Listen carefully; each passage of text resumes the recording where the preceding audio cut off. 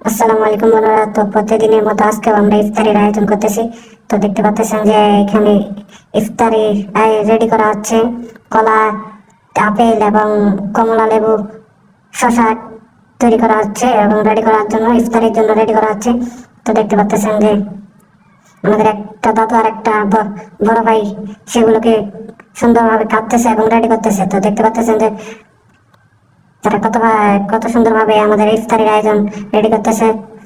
তো গাইস দেখতে পাচ্ছেন যে আমরা আজকে চতুর্থ রমজানের ইফতারি আয়োজন করতেছি, যা আমাদের ফার্মের একটা ঐতিহ্য এবং প্রতিদিনই এইরকম আয়োজন করা হয়। তো দেখতে পাচ্ছেন যে আপেল কাটা হয়েছে এবং কলা শসা কাটা হচ্ছে। তো তো আমাদের দাদু শসা কাটতেছে আর বড় ভাই কমলা এবং আপেল কলা এগুলো রেডি করতেছে। তো গাইস প্রতিদিনের মতনই আমরা আজকেও ইফতারের আয়োজন করে থাকি এবং 30 দিনে করবো ইনশাল্লাহ। 30 দিনে এইভাবেই ইফতারের আয়োজন হয়। আমরা যে ফার্মে জব করি সেখানে এইভাবে প্রতিদিন আয়োজন করা হয়। তো গাইস আজকে চতুর্থ রমজানের আয়োজন করা হচ্ছে। এখানে রয়েছে শুকনো বুন্দিয়া এবং খেজুর, তার পাশে রয়েছে এগুলো হলো খেজুর এবং তার পাশে রয়েছে মুড়ি।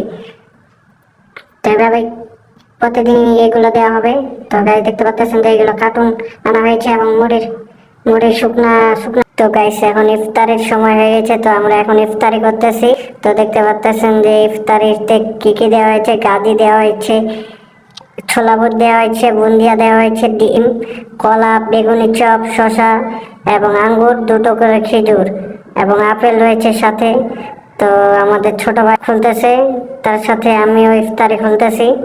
তো দেখতে পাচ্ছেন যে আমিও ইফতারি করে নিলাম চতুর্থ, আলহামদুলিল্লাহ। তো আশা করি আপনারাও চতুর্থ ইফতারের রমজানের আয়োজন করতেছেন যে আমি ইফতার করতেছি এবং ইফতারের নাস্তা সাথে রয়েছে ডিম, তারপর শরবত, এগুলোই নিয়ে চলে